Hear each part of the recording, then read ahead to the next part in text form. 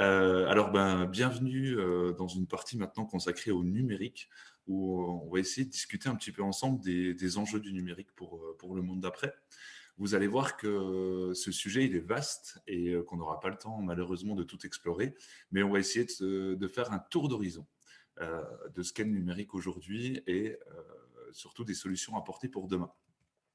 Aujourd'hui, j'ai avec moi Alexis Gabry, qui est juriste en droit numérique.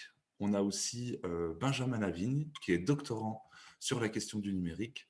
Et enfin, Simon Vieille, qui est responsable informatique et membre actif aussi de l'association Tinternet et compagnie. J'en profite pour une petite parenthèse pour vous dire que beaucoup d'informations qu'on va vous donner aujourd'hui, vous les retrouverez sur le site de l'association Tinternet. Donc le lien c'est internet.net. Vous y retrouverez des articles, des actualités, mais aussi des outils. Et je vais commencer simplement par une question à Alexis. Donc Alexis Gabry, je le rappelle, juriste en droit numérique. De ton point de vue, Alexis, quel constat tu pourrais faire aujourd'hui de l'univers numérique? Alors, bonjour. Déjà, merci pour l'invitation et pour l'organisation de cet après-midi. Je voulais commencer par là, merci. Alors, le numérique, on entend souvent dire que le numérique est partout et c'est vrai, mais qu'est-ce qu'on entend au final par numérique? Quelle serait sa définition? Pour moi, 3 critères définissent cette notion. Le premier serait le matériel physique, les ordinateurs, les téléphones, les capteurs, etc. Ensuite, les logiciels, les programmes informatiques qui sont l'ensemble des opérations destinées à être exécutées par un ordinateur. Autrement dit, c'est ce qui rend utilisable et utile le matériel physique qu'est l'ordinateur. Et enfin, le numérique, c'est aussi l'usage que l'on en a, c'est-à-dire l'utilisation qu'on a des ordinateurs, des téléphones et autres dans notre quotidien. Je vais développer un peu le dernier critère de cette définition du numérique, que sont les usages, en donnant quelques chiffres que l'on imagine, mais qui est bon de rappeler, je pense, rapidement ici. Un Français passe en moyenne 1h40 sur son smartphone par jour. En France, 90% des gens ont accès et utilisent Internet. En 2012, donc 2012, le chiffre a explosé depuis. Si on devait imprimer sur des fiches A4 classiques une journée de données que l'humanité produit et laisse derrière elle, en une pile de feuilles, celle-ci ferait 4 fois la distance Terre-Soleil. C'est colossal. Énormément d'activités donc et de services privés comme publics sont maintenant digitalisés. D'ailleurs, si on y prenait plus attention, si on y faisait plus attention avant, avec le confinement, on peut voir et constater que les communications avec nos familles, le télétravail, se tenir informé, une part de nos achats sont réalisés via le numérique. L'ensemble de nos activités, nos vies en quelque sorte, sont assurées, assistées par les outils numériques.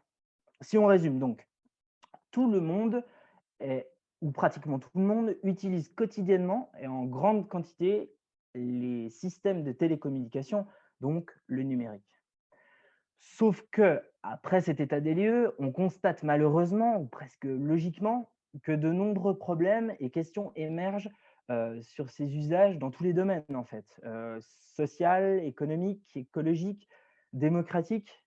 Et dans le domaine démocratique et des libertés fondamentales, on peut citer les conséquences sur la vie privée, la protection des données.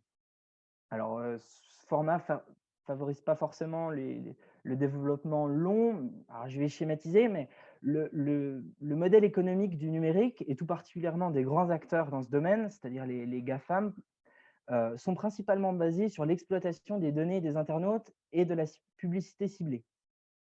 Les informations qu'elles détiennent sur vous, vos recherches et l'ensemble des traces que vous laissez sur Internet, ces différents acteurs les monétisent sous la forme de publicité ciblée. Or, ce ciblage est possible et efficace que si on parvient à obtenir une connaissance toujours plus grande, plus renforcée des utilisateurs. C'est donc le profilage de chaque utilisateur, de chaque internaute qui prime. Pour vendre plus de publicité, de biens et de services, il faut que les centres d'intérêt, les activités, le cercle d'amis, la profession, l'âge, peut-être aussi les données de santé, les croyances religieuses, et j'en passe, soient connus et sera ainsi utilisé dans un but marchand ou même politique. Alors pour conclure sur mon constat, Le numérique est un formidable outil, un outil puissant, qui, comme tous les outils, comporte des risques sur lesquels il faut qu'on se penche et aussi, en l'occurrence, des menaces possibles sur nos modèles démocratiques et sur lesquels il faudrait débattre collectivement. Eh ben, merci beaucoup Alexis pour ce tour d'horizon. Je vais maintenant sans attendre passer la parole à Benjamin Lavigne, je le rappelle, qui est doctorant sur la question du numérique. Benjamin, donc je te pose la même question. Quel constat, toi, tu ferais de ton point de vue sur le monde numérique aujourd'hui?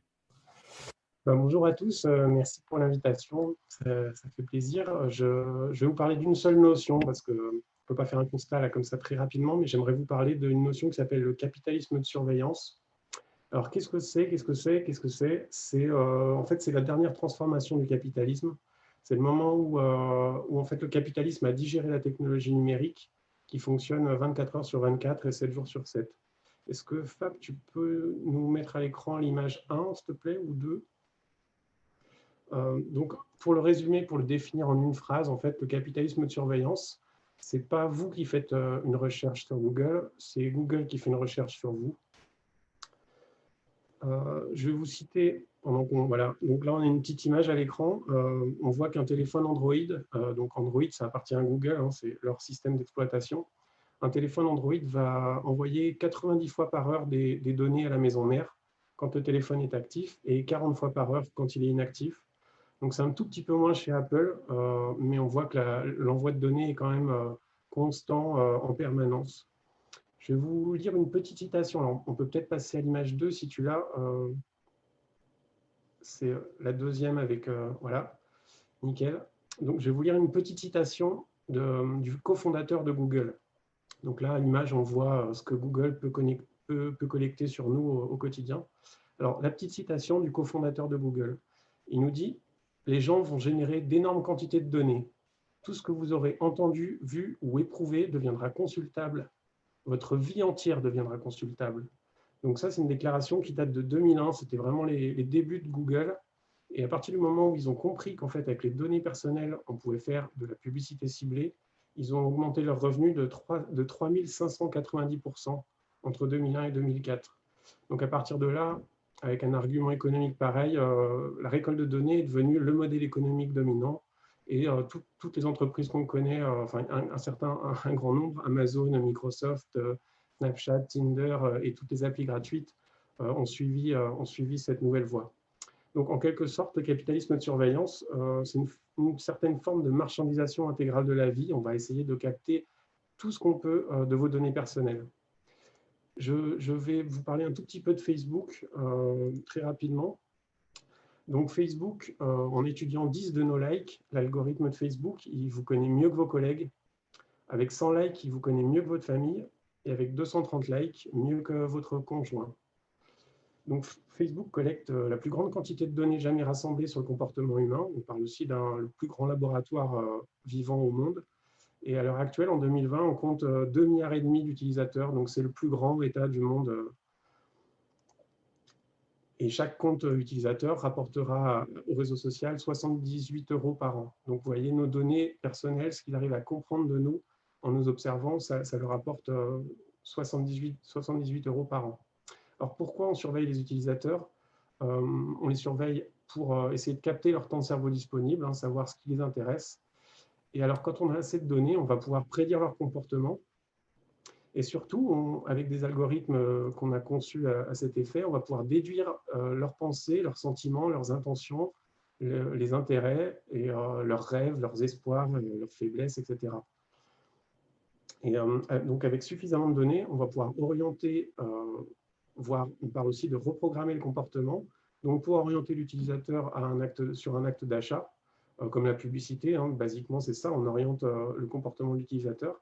Mais on peut aussi orienter sa vision du monde sur un sujet particulier. Je pense par exemple à Cambridge Analytica, qui a en fait réussi à influencer les électeurs pour le vote pour le Brexit, et ils ont remporté les élections grâce à ces données, donc des données de Facebook au départ, utilisées par Cambridge Analytica pour le Brexit, et après Cambridge Analytica a aidé Trump à gagner les élections. Donc ça, c'est des faits avérés. On le sait aujourd'hui, vous pouvez voir éventuellement le documentaire Comment Trump a manipulé l'Amérique C'est un documentaire Arte super intéressant, on le trouve sur Internet. Et pour conclure, plus on fournit de données à ces géants, plus on leur donne du pouvoir. Et plus leurs prédictions vont devenir de plus en plus pertinentes, voire flippantes. Je pense qu'on a déjà eu tous des exemples où on reçoit des publicités qui sont en lien presque avec ce qu'on a discuté avant, ou en tout cas ce qu'on a recherché. Je ne pense pas qu'il y ait d'écoute. Je pense que c'est vraiment l'observation et la prédiction qui est devenue très bonne. Et donc, peu à peu, ces industries, ces entreprises deviennent des GPS de notre vie. Et ça réduit peu à peu notre liberté de choix, notre liberté de navigation, notre liberté de penser. Et ça, voilà, petit à petit, si on n'y prend pas garde, on glisse dans une dystopie, dans un monde qui est peu souhaitable. Donc, il faut y faire attention. Et pour moi, la seule solution, en fait, la solution la plus viable, en tout cas, c'est de quitter ce capitalisme de surveillance. C'est un capitalisme qui est vraiment encore plus toxique que celui qu'on connaît. Et la bonne nouvelle, c'est que c'est pas si difficile que ça de le quitter. Voilà, je laisse la Ok. parole à Simon. Merci beaucoup Benjamin pour ce tour d'horizon assez complet et très enrichissant. On est un tout petit peu en retard, donc je vais rapidement passer la parole à Simon Vieille, qui, je le rappelle, est responsable informatique pour un point de vue peut-être un peu plus technicien. Voilà, à toi Simon. Bonjour tout le monde, et ravi d'être présent avec vous aujourd'hui. Donc, je vais essayer de faire vite pour rattraper le temps perdu. Effectivement, ce qui a été évoqué par mes deux prédécesseurs, c'est qu'on a un usage du numérique, particulièrement d'Internet, qui est assez biaisé, et que finalement, on a perdu la main sur beaucoup de choses, et que des grandes entreprises, notamment, ou des gouvernements, l'ont et l'utilisent à mauvais escient. D'ailleurs, j'aime à le rappeler, on parle souvent d'Internet, mais finalement, notre usage aujourd'hui d'Internet ressemble plus à ce que Benjamin Bayard appelle le Minitel 2.0. Finalement, on ne fait pas d'Internet, on se connecte à des services centralisés et on ne fait véritablement pas d'Internet. Et du coup, de l'Internet, si je devais expliquer un petit peu ce qui devrait être et ce qu'il est par nature, c'est reprendre l'image de la toile d'araignée, la toile qu'on utilise très souvent pour dire je surfe sur la toile, et qui finalement illustre bien ce qu'est Internet. Et quand on regarde une toile, finalement, on voit plein de fils qui sont interconnectés les uns entre les autres, et il n'y a pas de centre sur une toile d'araignée. Mais Internet, c'est pareil, c'est des réseaux informatiques qui sont interconnectés les uns avec les autres. Et d'ailleurs, c'est le nom que porte, c'est comme ça qu'Internet, le mot, est construit, interconnexion de réseaux. Donc l'idée, c'est de se dire, OK, aujourd'hui, on est dans un système où on fait plus du Minitel que de l'Internet, et tous nos usages, finalement, sont concentrés vers des services gérés par des entreprises qui sont véritablement très puissantes. On parle des GAFAN pour l'Europe, les États-Unis, donc Facebook, Google, Amazon, etc. Il y a les BATX pour le continent asiatique. Et finalement, tous nos usages sont véritablement concentrés dessus. Nos emails, nos conversations, nos vidéos, nos images, tous sont hébergés chez des sociétés qui les utilisent, qui les réutilisent et qui capitalisent dessus.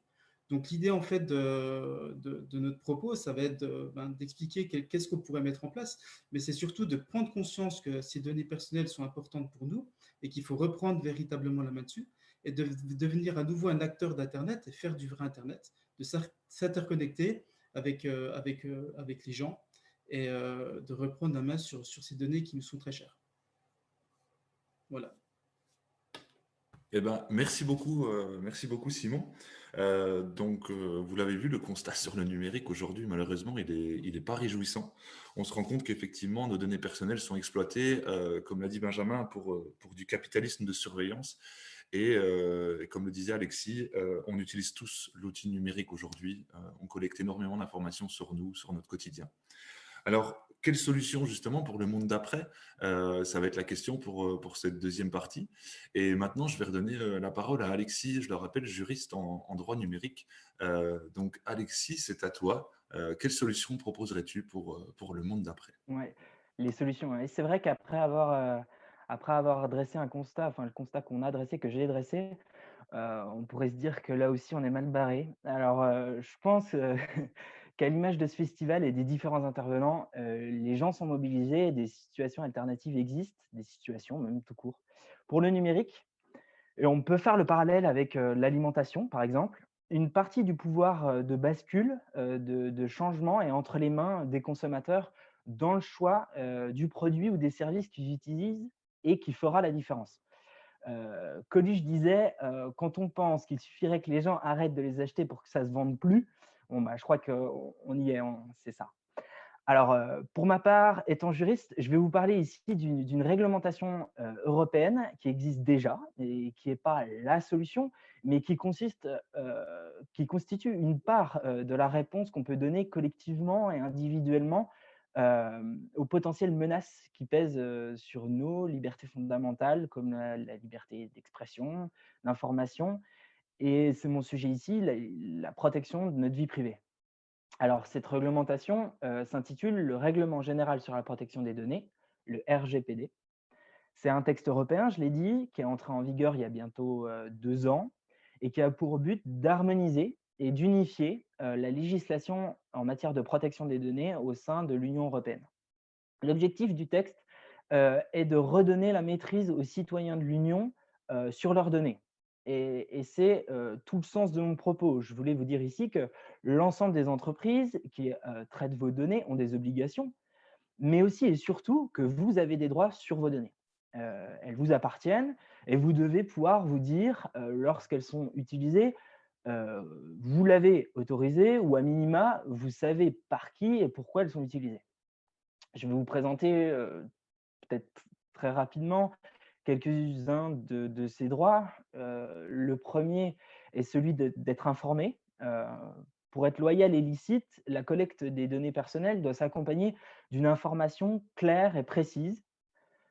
Par exemple, l'identité du responsable du traitement doit être mentionnée, tout comme la finalité du fichier, c'est-à-dire l'objectif poursuivi par le traitement. Il y a aussi le caractère obligatoire ou facultatif du recueil de votre consentement, ou alors les destinataires des données, par exemple. Un autre droit, on peut parler aussi du droit d'accès, du droit de rectification aussi. Vous êtes en effet en droit de demander à une société privée comme publique une copie des données qu'elle détienne sur vous. Et si vous constatez une erreur, de demander la rectification de celle-ci.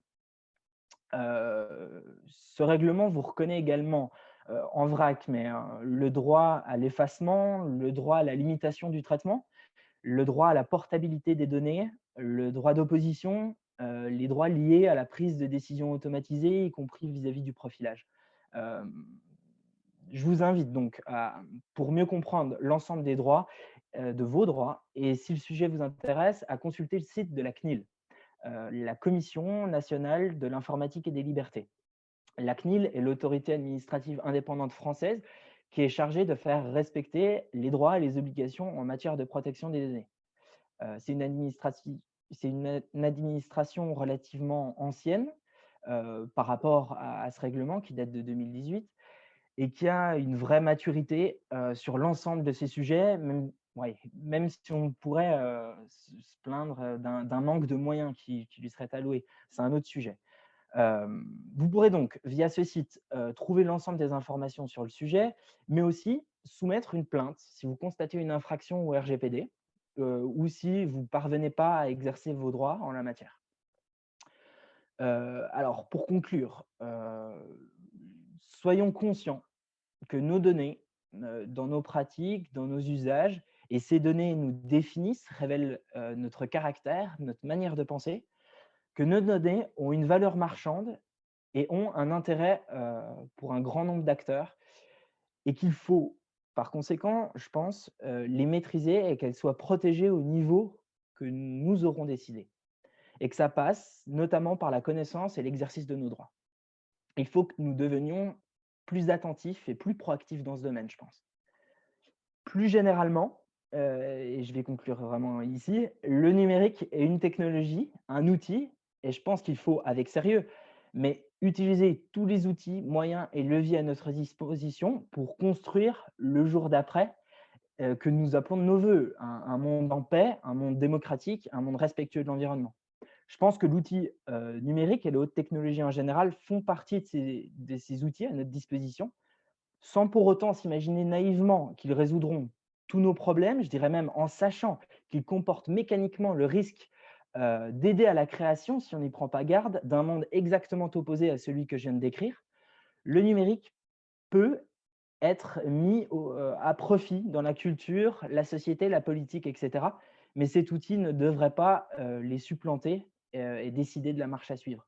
Il nous faut donc des juristes, des techniciens, des philosophes qui en pensent les usages, ainsi qu'un débat citoyen pour fixer les objectifs à atteindre le jour d'après. Merci. Eh ben, merci à toi, Alexis, Ouais, merci de m'avoir pour cet écouté. exposé. Je vais donner maintenant la parole à Benjamin pour une même question. Du coup, quelle solution, au vu du constat qui a été fait dans la première partie, quelle solution, toi, Benjamin, tu pourrais apporter? Alors, je vais vous présenter quelques solutions logicielles. On en a discuté ensemble, on a essayé de les valider pour être tous d'accord. Donc, ça sera des solutions qui sont plutôt orientées smartphone et ordinateur et elles sont toutes accessibles à n'importe qui, vraiment très simples d'utilisation. Et pour la plupart d'entre elles, elles sont libres. Alors, c'est-à-dire on peut éventuellement regarder le code de programmation et le modifier si on en a envie. En tout cas, on a le droit sur ces applications, on a le droit de les modifier. Alors, on va commencer tout en haut avec les applications de SMS et on va aller petit à petit vers les choses les plus, entre guillemets, difficiles à changer. Alors, vous avez par exemple Silence SMS, qui est une super application qui permet vraiment d'envoyer des messages privés à vos amis qui possèdent la même application. Donc, ça fait des SMS normaux et en même temps, ça fait des SMS privés quand vous disposez de l'application. Du côté des mails, donc Gmail scanne tous les mails évidemment de tous les utilisateurs comme beaucoup d'autres. Il y a des alternatives qui sont vachement intéressantes. Ici, je vous propose ProtonMail et Tutanota qui sont respectivement basées en Suisse et basées en Allemagne. Donc, ces deux solutions, pareil, qui sont apparues après les révélations d'Edward Snowden en 2013 et qui veulent vraiment proposer un service vraiment privé pour les utilisateurs. L'avantage de Tutanota, c'est que toute son énergie en fait, fonctionne à l'énergie verte. Et une dernière solution qui est super intéressante, c'est l'auto-hébergement. Donc ça, Simon vous en reparlera tout à l'heure. C'est en fait le fait d'avoir tous ces mails à la maison, en fait, comme votre boîte aux lettres. Donc, il faut un peu plus de curiosité, un petit peu plus aussi de compétences, mais ça se fait tout à fait et c'est le plus intéressant. Je vais enchaîner avec Wire. Wire qui peut aujourd'hui remplacer toutes les applications de messagerie instantanée et qui est à mon sens la meilleure solution à l'heure actuelle. Donc on peut envoyer des messages privés, passer des coups de fil privés, des appels vidéo privés et toutes les pièces jointes sont privées. Donc c'est vraiment une super solution, très simple d'utilisation, c'est basé en Suisse aussi et c'est recommandé par Edward Snowden, donc je pense qu'on peut lui faire confiance du point de vue de la vie privée. Ensuite, on a comme moteur de recherche, on a 3 alternatives qui sont vachement intéressantes. Il y a Quant, qui est un moteur de recherche français et qui respecte la vie privée. C'était leur base de départ, c'est là-dessus qu'ils se sont fondés. Ça marche vraiment bien pour le quotidien. Moi, j'utilise pour mes recherches et je trouve ça vachement efficace. On a Cirx aussi, qui est un moteur de recherche open source et qui permet justement de modifier le moteur de recherche suivant ses besoins. Et on a DuckDuckGo qui permet une navigation réellement privée intéressante aussi. Le seul moteur de recherche indépendant qui possède son propre algorithme de recherche, c'est Quant. Pour Cirx, peut-être que Simon pourra rectifier si je me trompe, mais il faudra qu'on revoie si Cirx est vraiment totalement… Non, ok, on me fait signe que non. Pour les navigateurs Internet, il y a plusieurs solutions qui sont vachement bien. Il y a Firefox qui fonctionne toujours très bien. Il faut par contre lui ajouter quelques petites extensions de navigateur. Donc voilà, si vous n'avez pas l'habitude de ça, c'est très simple à faire, mais il faut savoir que pour qu'il soit au top, il faut l'améliorer un petit peu. Et sinon, il y a Brave, qui est pour moi une nouvelle solution super efficace. Brave contient un anti-pub intégré, un anti-tracker, un anti-cookies. Donc, en installant un seul logiciel, on a déjà tout ce qu'il faut pour protéger sa vie privée. Et il y a Quant, qui est le moteur de recherche par défaut, mais on peut changer si on a envie. Et enfin, quand on a un téléphone Android, on pense qu'on n'a pas trop d'alternatives. Mais en fait, il existe des systèmes d'exploitation qui sont aussi open source, donc libres, qu'on peut modifier. Donc là, on a Ilo, par exemple, qui est une solution française qui est super intéressante parce qu'on peut complètement virer Google de son téléphone et avoir un smartphone complètement dégooglisé qui fonctionne vachement bien et qui dure 3 jours en pleine charge. Je pourrais vous en parler en détail, mais on n'a pas le temps. Je vais aller voir vite fait là-haut les solutions au niveau matériel. Il y a le Fairphone, qui est une super initiative pour avoir un téléphone réparable et éthique. Donc, ils font leur maximum pour essayer de proposer quelque chose de durable et où les gens ont des conditions de travail qui sont plus acceptables que ce qu'on fait à l'heure actuelle. Et en ce moment, si par exemple on achète un Fairphone, le système d'exploitation ILO peut être installé par défaut. Donc, ça peut être intéressant de faire une pierre deux coups. Voilà. Après, on a les ordinateurs, on a le Wide Computing qui est hyper réparable et qui est fait pour durer. Et puis, on a des petites applications pour contrôler les données qu'on envoie à l'extérieur de son téléphone. Je vous laisserai regarder ça en détail. Voilà, je passe la parole à Simon. Ouais, merci beaucoup à toi, Benjamin. Je me permets juste une petite question, assez rapide, mais c'est quelle assurance on a au final que ces outils ne deviendront pas un jour aussi des utilisateurs de nos données personnelles? Alors, je ne peux pas me mettre ma main au feu qui ne changeront jamais, mais il y a vraiment 3 arguments qui me semblent intéressants. Le premier, c'est que c'est, comme on dit, c'est ethic at first ou privacy at first, c'est-à-dire qu'on part déjà de valeurs et par-dessus, on va construire une solution, un outil, et on part pas d'un questionnement business. Donc déjà, c'est les valeurs en premier. Ensuite, le modèle économique, ce n'est pas justement la collecte de données, c'est la plupart des solutions que j'ai proposées en fait vont avoir des comptes payants pour ceux qui veulent plus de services. Donc le financement se fait via les comptes payants. C'est assez transparent. Et enfin, et le plus important, c'est des programmes qui sont pour la plupart libres. C'est-à-dire que si ça ne nous plaît plus, on peut récupérer le code du programme et le modifier et proposer quelque chose de meilleur pour les utilisateurs. Ok, eh ben, merci beaucoup pour cette réponse. Sans plus attendre, je vais passer la parole à Simon. Je crois qu'on est un tout petit peu en retard, mais j'espère que ça va aller en régie. Là, je les vois sourire, ça devrait bien se passer. Alors Simon, je le rappelle, qui est responsable informatique, membre de l'association Internet et compagnie. Alors Simon, d'après toi, d'un point de vue plutôt technicien, quelles sont les solutions justement pour le monde d'après? Alors les solutions, elles sont vastes. On n'a pas un temps énorme, mais la quantité de choses à dire, c'est aussi important que la quantité de services qu'on veut remplacer ou qu'on veut améliorer. L'objectif, c'est de reprendre la main sur ces données et de devenir acteur de ces données et pas simple consommateur. La première chose à faire, déjà, c'est de partir de services centralisés pour aller vers des services décentralisés. Aujourd'hui, Facebook, Twitter, Instagram, Google, etc. Sont gérés par des sociétés et on n'a pas la capacité de se faire son Google à la maison, son Twitter à la maison. Enfin, si, Twitter, on peut le faire. Parce qu'en fait, aujourd'hui, il y a un écosystème qui est né sur Internet, qu'on appelle la fédération, et qui agglomère en fait un ensemble d'outils qui parlent le même langage, qu'on appelle ActivityPub, et qui permettent de faire des choses différentes. Par exemple, on peut héberger dans sa maison, chez des gens qui savent, une instance pour publier des vidéos. Donc, on remplace YouTube par PeerTube. Et puis, si on aime bien des plateformes comme Twitter et qu'on veut avoir sa propre plateforme Twitter, il y a ce qu'on appelle Mastodon, donc qui est un logiciel aussi open source comme PeerTube, et qui, d'ailleurs, a la capacité de parler ensemble. C'est-à-dire que je peux déposer un commentaire sur une vidéo hébergée sur PeerTube depuis mon instance Mastodon. Donc, c'est comme si aujourd'hui, on avait la capacité depuis Twitter de déposer un commentaire sur une vidéo YouTube. Sauf qu'évidemment, ce n'est pas possible. Avec les outils fédérés, on peut le faire. Et puis, des mastodons et des PeerTube, il y en a autant qu'on pourrait avoir de gens sur la planète, dans la mesure où chacun peut installer sa propre instance et discuter avec les instances qu'on veut. On a Instagram qui peut être remplacé par Pixelfeed. On a le grand outil pour les gamers qui s'appelle Discord qui peut être remplacé par Matrix ou Mattermost. Bref, on a un ensemble d'outils fédérés qui peuvent discuter ensemble et c'est vers ça qu'il faut aller. Simplement, ces outils, et on en a un petit peu parlé tout à l'heure, il faut se les approprier. Se les approprier, ça veut dire soit l'héberger chez soi, soit aller chez des gens qui savent le faire. L'hébergement chez soi, ça s'appelle l'auto-hébergement. C'est quelque chose qui consiste à simplement mettre un ordinateur dans son foyer, connecté à sa machine box, et puis de faire en sorte que l'ordinateur puisse recevoir des connexions de gens et puisse répondre à ces gens. C'est le principe de client-serveur.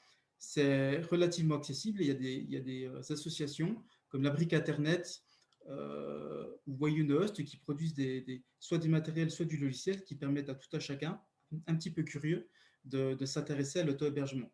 Pour autant, ça naît de la curiosité, il faut un petit bagage technique qui n'est pas négligeable non plus. Il y a des questions de sauvegarde des données qui est important également.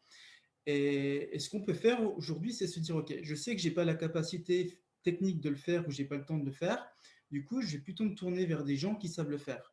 Il y a une initiative de Framasoft qui s'appelle les chatons. Donc, c'est sur le site web chaton.org que vous allez retrouver toutes les informations que je vais vous donner à présent, qui est en fait un collectif des hébergeurs alternatifs, transparents, ouverts, neutres et solidaires.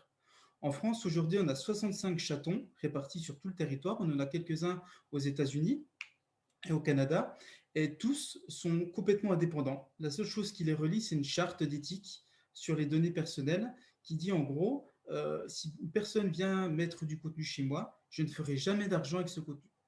Je peux gagner de l'argent parce que je propose un service, et ce service, il est coûteux. Google, Facebook, etc. vous proposent des outils gratuits, mais en fait, vous payez avec vos données. Là, les gens, clairement, disent, vous me donnez de l'argent parce que ça coûte de l'argent, mais vos données, je m'en fiche. Faites ce que vous voulez avec. Et je n'ai pas du tout un droit de regard dessus.